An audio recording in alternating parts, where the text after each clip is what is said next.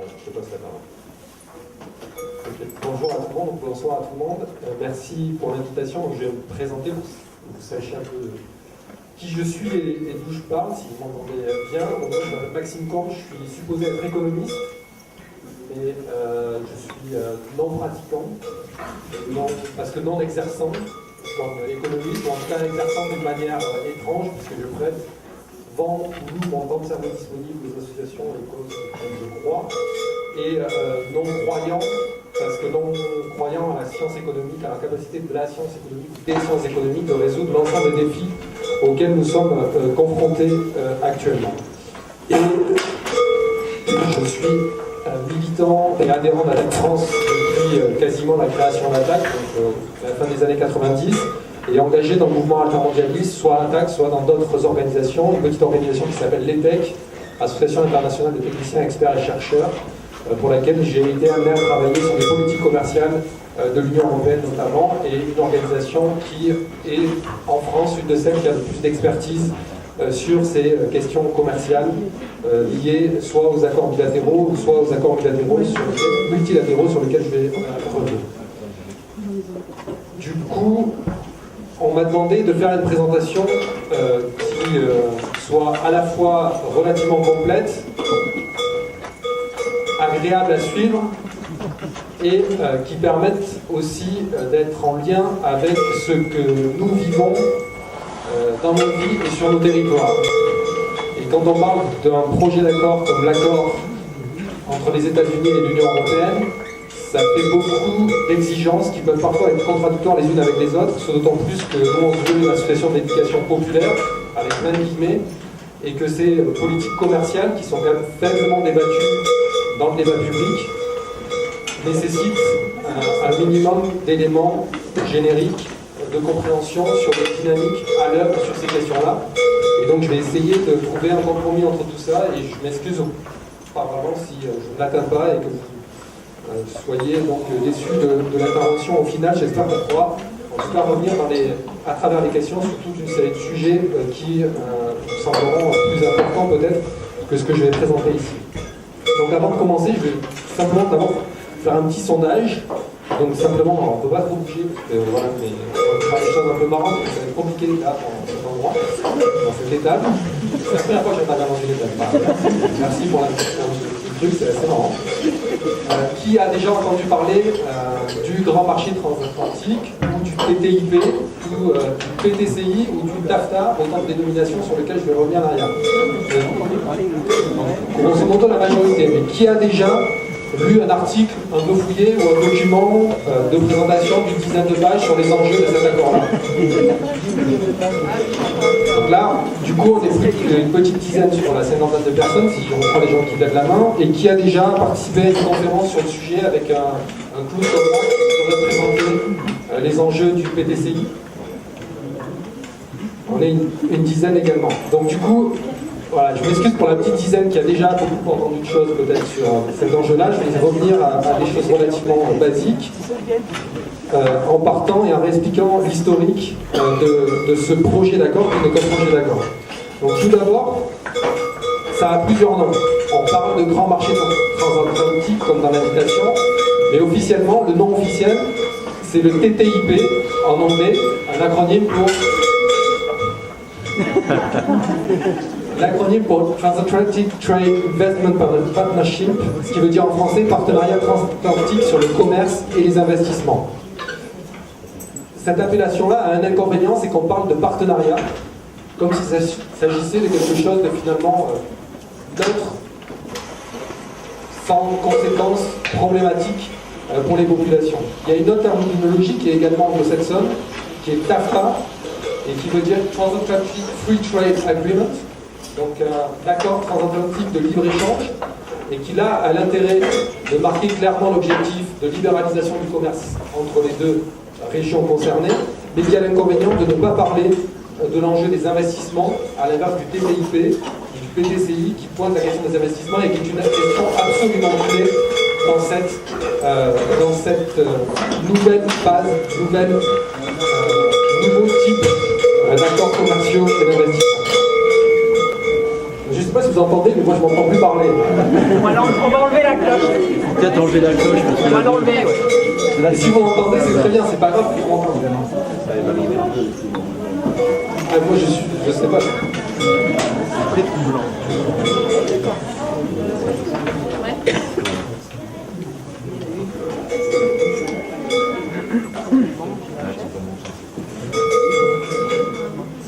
Donc d'où vient ce projet d'accord commercial entre les États-Unis et l'Union européenne?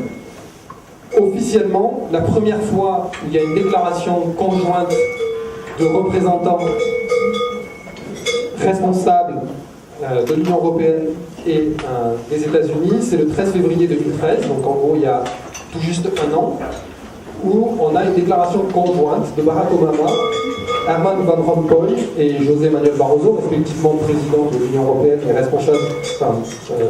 président de la Commission européenne, qui, sur la base d'un rapport d'un groupe de travail constitué des représentants de l'Union européenne et des États-Unis sur le commerce, font des préconisations dans la mise en place d'un accord commercial et d'investissement entre l'Union européenne et les États-Unis. Donc c'est la première fois où il y a une déclaration de responsables américains et européens disant qu'on va lancer des négociations entre les États-Unis et l'Union européenne.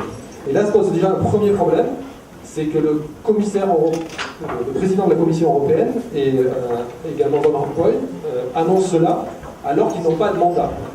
Pour ce faire, ils annoncent qu'ils vont lancer des négociations avec les États-Unis sans qu'il y ait eu initialement la mise en place d'un mandat, sans qu'il ait officiellement la possibilité de le faire. Le 14 juin 2013, le Conseil des ministres européens du commerce, donc l'ensemble des 27 à l'époque, puisqu'on est 28 pays de l'Union européenne que depuis le 1er juillet, donc les 27 pays de l'Union européenne, l'ensemble des ministres du commerce extérieur ou de l'économie des 27 pays de l'Union européenne donne un mandat à la Commission européenne de négocier un accord avec les États-Unis, et ce mandat n'est pas rendu public. Et ce mandat n'est toujours pas rendu public. Officiellement, seule l'administration et les négociateurs de l'Union européenne et éventuellement leurs homologues américains ont le mandat en leur possession, sans fuite venant de la Commission européenne, en fait, de l'administration de la Commission européenne. Nous n'aurions pas accès à ce mandat-là. Ce mandat, c'est un document de ce type-là. Il n'existe qu'en anglais, donc n'est pas disponible, n'est pas rendu public, et il fait donc une vingtaine de pages. Ce mandat, nous avons demandé à ce qu'il soit rendu public. Nous avons obtenu que le gouvernement français fasse la même demande auprès de l'Union européenne et que ce mandat-là soit rendu public. Et le Conseil européen a refusé cette demande du gouvernement français au motif qu'il n'y avait pas unanimité des 28 pays membres de l'Union européenne pour que ce mandat soit rendu public. Ce qui veut dire qu'on peut se retrouver dans une situation où 27 pays européens et la très grande majorité des pays européens exigeant que le mandat soit rendu public, si un seul n'est pas d'accord, le mandat n'est pas rendu public. Donc ce mandat-là n'est pas rendu public pour officiellement garantir une meilleure capacité de négociation aux négociateurs européens dans des négociations qui sont opaques, qui sont simplement entre les négociateurs européens et les négociateurs américains, et que le rendre public, finalement, ferait sortir le contenu des négociations des salles où elles se déroulent, et du coup tout le monde en aurait connaissance, ce qui serait problématique pour la capacité des négociateurs européens de réellement négocier avec les négociateurs américains. Ça, c'est ce qu'ils disent. De l'autre côté, donc il y a un premier problème, ne serait-ce que démocratique, c'est que 500 millions d'Européens, aujourd'hui, n'ont pas accès au mandat que la Commission européenne a obtenu du Conseil européen, c'est-à-dire donc de leurs gouvernements élus. Ils n'ont pas accès au mandat sur lequel la Commission européenne négocie en notre nom. Nous n'avons pas accès à ce document. Lorsque le Conseil des ministres européens du commerce a donné mandat à la Commission européenne, donc en juin 2013, il y a eu une seule discussion publique dans le débat public, dont vous avez certainement eu écho, autour de l'exception culturelle française ou européenne qu'il faudrait défendre vis-à-vis de l'appétence ou des appétits des multinationales de la culture américaine. Et ceci a amené, après discussion, après des exigences portées par le gouvernement français et d'autres gouvernements en Europe, à ce qu'il y ait une exclusion du secteur audiovisuel de ce mandat de négociation. On parlait d'exception culturelle. Au final, ce qui est exclu du mandat, et il y a un article dans le mandat de négociation qui en fait part, c'est simplement les services audiovisuels. C'est-à-dire que donc l'ensemble des autres domaines de la culture sont toujours compris dans le mandat. Et il se trouve que la Commission européenne a accepté qu'il y ait un article disant que les services audiovisuels soient exclus des négociations, du mandat de l'Union européenne pour négocier, mais qu'il est prévu dans un autre article que, au cours des négociations, on pourra éventuellement revenir sur cette exception culturelle et que donc du coup des secteurs qui n'auraient pas été clairement identifiés dans le mandat de négociation puissent être incorporés dans les négociations dans le futur. Et Barroso, donc le président de la Commission européenne, pour délégitimer cette demande, donc simplement sur un tout petit secteur de la négociation, a osé affirmer que demander l'exclusion du secteur audiovisuel ou l'exception culturelle du mandat, que cela faisait partie de ce programme anti-mondialisation qu'il considère comme totalement réactionnaire. Donc tous les gens qui souhaiteraient aujourd'hui retirer un certain nombre de sujets de ce mandat de négociation que l'Union européenne s'est donné, que la Commission européenne a obtenu auprès du Conseil des ministres, sont dorénavant qualifiés de réactionnaires, étant donné que cela va à l'encontre du cursus naturel de libéralisation des échanges qu'il faudrait poursuivre ad vitam aeternam. Et donc les négociations ont réellement commencé le 8 juillet 2013 avec un premier round de négociations qui s'est tenu. Le deuxième, après un report, a eu lieu en novembre 2013 et le troisième en décembre dernier. Le quatrième round de négociations aura lieu du 10 au 16 mars de cette année à Bruxelles, et ceci quelques jours avant un nouveau sommet entre l'Union européenne et les États-Unis, avec Obama et les dirigeants de l'Union européenne, qui aura lieu le 26 mars. Donc les négociations aujourd'hui en cours, nous n'avons accès à aucun document officiel, si ce n'est des fuites des fuites de documents que nous avons récupérés. Sur le site de l'Union européenne, relativement à ce projet d'accord, ce projet de négociation, il y a toute une série de documents généraux qui, grosso modo, ont pour objectif de rassurer l'opinion publique. Et donc, l'Union européenne ne rend public qu'une série de documents expliquant au bon peuple qu'il ne faut pas qu'il s'inquiète des négociations en cours, parce que c'est dans l'optique de développer de nouvelles activités économiques, d'augmenter les échanges entre l'Union européenne et les États-Unis, et que ceci sera bénéfique à la fois pour la croissance et à la fois pour la création d'emplois, croissance économique qui permettront de développer des activités profitables pour tout le monde, sans que ces activités-là soient ne serait-ce que discutées. Donc le mandat n'est pas public, les comptes rendus de réunion entre les négociateurs européens et les négociateurs américains ne sont pas publics, les exigences du gouvernement américain ou de nos gouvernements nationaux dans les négociations ne sont pas rendues publiques. Il n'y a aucun espace réel de concertation avec la société civile. On est simplement convié, que ce soit au niveau européen ou au niveau français, à de grandes messes où en gros on vient nous expliquer que tout va bien, les négociations se poursuivent et que de fil en aiguille les choses avancent relativement bien de leur point de vue. Tandis que de l'autre côté, avec le secteur privé, on a par exemple appris que la Commission européenne, relativement à ce projet d'accord commercial et d'investissement avec les États-Unis, avait réalisé 130 consultations, et je crois que c'est entre le moment où Obama et Barroso ont annoncé les négociations et le début des négociations. Donc en quelques mois, il y a eu 130 consultations organisées à Bruxelles avec des stakeholders, des parties prenantes, donc des structures qui sont concernées par les négociations.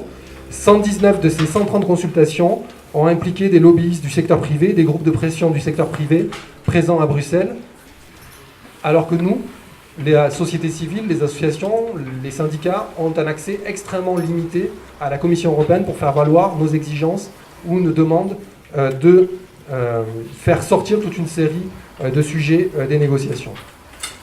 Au niveau français, donc je vous ai dit que la France, sous notre pression, a demandé à ce que le mandat soit rendu public. Cela a été refusé en raison de la non-unanimité des pays européens. Et par ailleurs, lorsque nous avons demandé à Nicole Bricq, qui, si vous ne le savez pas, est la ministre française en charge de ces négociations, puisque ministre du Commerce extérieur, la ministre du Commerce extérieur a refusé de désobéir à l'Union européenne et de rendre public ce mandat de négociation, alors que nous lui avons demandé. Et par ailleurs, la France, le gouvernement français, n'ont absolument pas rendu public leur position de négociation, leurs exigences, là où ils mettent les éléments clés où doivent aboutir les négociations. Il y a toute une série de... En gros, tout est négociable, je reviendrai là-dessus après, et on ne sait pas ce que la France souhaite principalement négocier dans ces négociations, pas plus que l'Union européenne, quels sont les points clés sur lesquels ils ne veulent pas lâcher.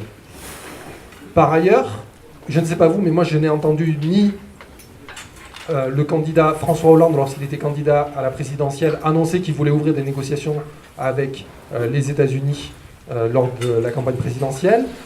Au Parlement, je n'ai jamais entendu Jean-Marc Ayrault, lors de ses discours de politique générale ou lors de ses interventions, annoncer et préciser qu'est-ce qu'il voulait négocier dans le cadre de ces négociations.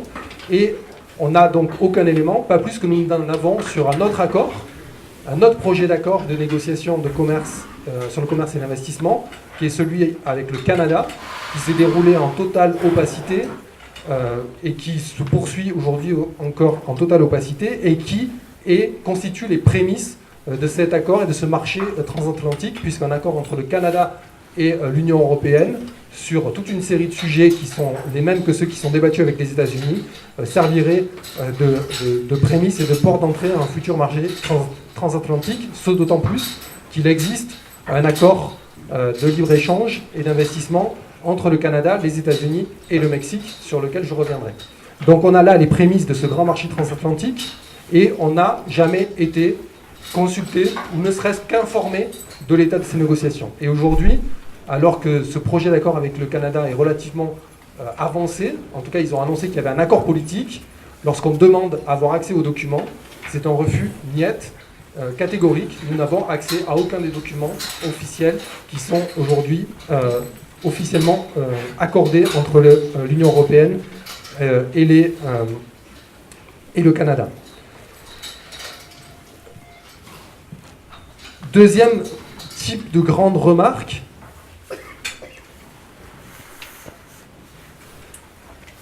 sur le sujet pourquoi finalement c'est la Commission européenne qui négocie en notre nom. Donc ceci est lié à la construction de l'Union européenne. La politique commerciale a toujours été une politique de l'Union européenne. C'est l'article 3 du traité sur l'Union européenne. L'Union européenne s'est construite comme une union douanière initialement. Et le traité de Lisbonne, qui est entré en vigueur le 1er janvier 2009, étend cette compétence de l'Union européenne en matière commerciale en faisant une compétence exclusive et en l'étendant à tous les principaux aspects du commerce extérieur. Donc l'ensemble des services, l'ensemble des droits et des propriétés intellectuelles, l'ensemble des investissements directs étrangers, aujourd'hui, font partie de la politique commerciale, politique et compétence exclusive de l'Union européenne et de la Commission européenne en tant que telle. Et donc la Commission européenne peut négocier des accords complets sur le commerce et les investissements au nom de l'ensemble des pays de l'Union européenne. Il n'y a plus besoin d'avoir l'unanimité des États pour engager ces négociations-là, simplement une majorité qualifiée.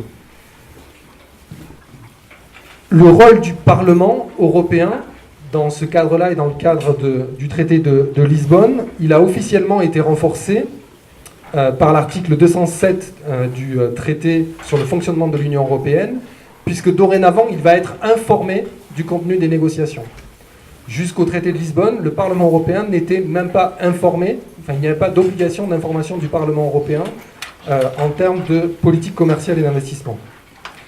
Et donc la commission commerce international du Parlement européen, qui s'appelle INTA, va être informée de la même manière que les ministres européens qui suivent ces négociations, donc les ministres en charge de la politique commerciale. Mais là, il y a un décalage assez flagrant entre l'Union européenne et les États-Unis, puisqu'aux États-Unis, c'est le Congrès qui, officiellement, a le pouvoir d'autoriser des négociations, d'autoriser Obama et le président américain, le gouvernement américain à négocier. Ici, en Europe, donc c'est le Conseil européen, donc les gouvernements européens, qui, sur proposition de la Commission, peuvent autoriser des négociations, et le Parlement européen n'est qu'informé et n'a aucunement la capacité de peser réellement sur les négociations. La seule possibilité qu'aura le Parlement européen, et donc il n'a pas pouvoir d'autoriser et donc d'établir les objectifs de négociation internationale commerciale de l'Union européenne, la seule possibilité qu'il aura, ce sera de consentir à l'accord en bout de course. Quand l'accord sera finalisé, qu'il y aura donc un accord entre les États-Unis et l'Union européenne, mais c'est le cas sur toute une série d'autres accords sur lesquels je vais revenir, il sera saisi de ce projet d'accord et il devra se prononcer à ce moment-là. Et donc sa capacité de peser sur le résultat de la négociation est quasiment réduite à zéro. Au final, il aura uniquement la possibilité de dire oui ou de dire non, et compte tenu des rapports de force actuels du Parlement européen à venir, puisqu'il y a des élections entre-temps, et compte tenu du fonctionnement habituel du Parlement européen, la seule chose finale qu'il pourra certainement dire, c'est avaliser cet accord-là, ou en tout cas, c'est ce qui est attendu de lui. Il y a des chances que cet accord-là concerne plus que les politiques commerciales et d'investissement, et qui touche à toute une série d'engagements et d'objectifs généraux, valeurs communes, d'échanges scientifiques et toute une série de choses de ce type-là, et qui va transformer l'accord et pas simplement faire que cet accord soit un accord d'investissement et commercial, mais ce qu'on appelle un accord mixte, qui nécessitera que cet accord passe également devant les parlements nationaux, ce qui est plutôt une chance de notre point de vue, puisque donc du coup l'accord devra être avalisé par les parlements nationaux. Et là, même si on est un peu dans le même cas, même situation que le Parlement européen, si l'accord devait être achevé entre les États-Unis et l'Union européenne, ça veut dire que le Parlement français ou les parlements des 28 pays de l'Union européenne pourraient le rejeter en bout de course avec les mêmes contraintes et limites que le Parlement européen. Si ce n'est que, officiellement, donc, la représentation populaire pourra s'exprimer soit au Parlement européen, soit dans les parlements nationaux. Je pense que je suis beaucoup trop long par rapport à ce que j'avais prévu, mais ce n'est pas très grave. Je vais simplement dire quelques mots sur les objectifs généraux de la politique commerciale que l'Union européenne s'est donnée en termes de politique commerciale. Donc ceci est défini notamment par l'article 205 du traité sur le fonctionnement de l'Union européenne, qui a intégré finalement la politique commerciale de l'UE à l'ensemble du domaine de l'action extérieure commune de l'Union européenne. Et l'optique de l'Union européenne en termes de politique commerciale et d'investissement, c'est d'intégrer tous les pays, toutes les économies, dans l'économie mondiale, y compris par la suppression progressive des obstacles au commerce international. L'objectif général de l'Union européenne, à travers sa politique commerciale, c'est donc à la fois d'intégrer un maximum de pays dans le giron du commerce international libéralisé et d'assurer un accès pour les multinationales européennes, notamment aux ressources des pays du Sud, aux ressources naturelles des pays du Sud. Et il y a une politique de l'Union européenne en la matière qui s'appelle la Raw Material Initiative, la politique de l'Union européenne en matière de ressources naturelles, et qui vise expressément à négocier des accords commerciaux avec l'ensemble des pays de la planète pour sécuriser l'accès des multinationales européennes aux ressources naturelles dans tous les pays. Donc sécuriser l'accès et finalement le modèle de vie européen qui dépend extrêmement fortement d'un accès à faible prix et sécurisé aux ressources naturelles, quel qu'en soit le prix en termes d'extraction et de conséquences environnementales et sociales dans les pays avec lesquels ces accords commerciaux sont négociés. On se trouve, c'est mon quatrième type de remarque un peu générale, on se trouve dans une situation politique et géopolitique assez importante à comprendre si on veut comprendre à quel moment vient se négocier cet accord entre les États-Unis et l'Union européenne.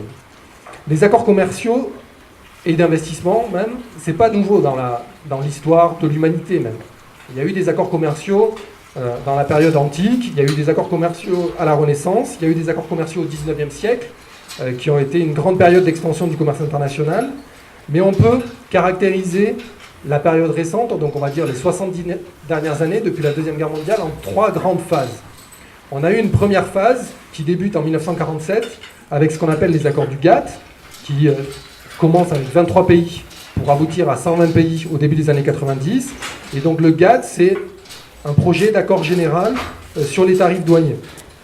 Il s'agit d'harmoniser les politiques douanières, il s'agit de se donner un code de bonne conduite libérale et multilatérale, et de favoriser la liberté des échanges, principalement par l'abaissement des droits de douane. Et ces droits de douane ont été très fortement réduits dans toute une série de pays à travers ces négociations multilatérales, là, à travers le GATT, entre 1947 et le début des années 90. Ces accords-là, le dernier cycle des négociations au sein du GATT, qui s'appelle l'Uruguay Round, pour les gens qui ont suivi et qui connaissent un peu les politiques commerciales, on retrouve des choses que vous connaissez, s'est déroulé de 1986 à 1994 et ont abouti sur ce qu'on a appelé les accords de Marrakech et la constitution de l'Organisation mondiale du commerce en 1994. En 1994 se ferme donc une première phase de négociation commerciale de l'ère du dernier siècle qui principalement porte sur les barrières tarifaires qui viennent limiter le commerce international, donc les droits douaniers qui sont exigés à l'entrée des frontières pour les produits venant des pays étrangers. À partir de 1994 et de la naissance de l'Organisation mondiale du commerce, on passe à une seconde phase de négociation commerciale où on a à la fois toujours des négociations sur les barrières tarifaires, mais ce qui importe réellement l'OMC et les politiques commerciales d'après 1994, c'est d'aller voir ce qu'il se passe au-delà de la frontière.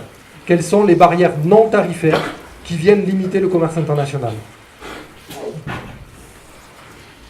La création de l'OMC donc institutionnalise le GATT en une institution à part entière qui touche à l'ensemble du commerce international, les marchandises, les services, les biens agricoles industriels, la propriété intellectuelle.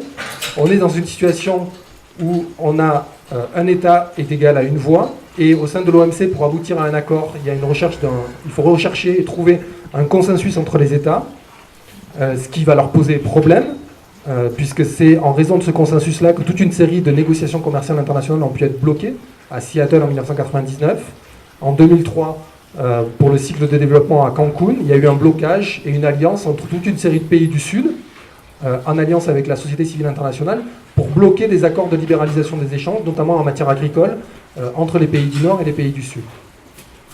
Cette situation-là va changer par la suite, mais donc on a un organe multilatéral de négociation commerciale, et qui est donc cette deuxième phase qui permet donc de négocier toute une série de barrières non tarifaires. Le problème avec l'OMC, c'est que son seul optique, c'est la libéralisation des échanges, et par ailleurs, elle s'est dotée d'un pouvoir judiciaire qui s'appelle l'organisme des règlements différents, qui fait de l'OMC la seule organisation internationale à disposer d'un pouvoir judiciaire qui vienne sanctionner les États qui ne respecteraient pas les politiques commerciales à l'œuvre. Et qui donc du coup peut décider d'un certain nombre de droits de rétorsion contre les États qui contreviendraient aux politiques commerciales dont l'OMC s'est doté.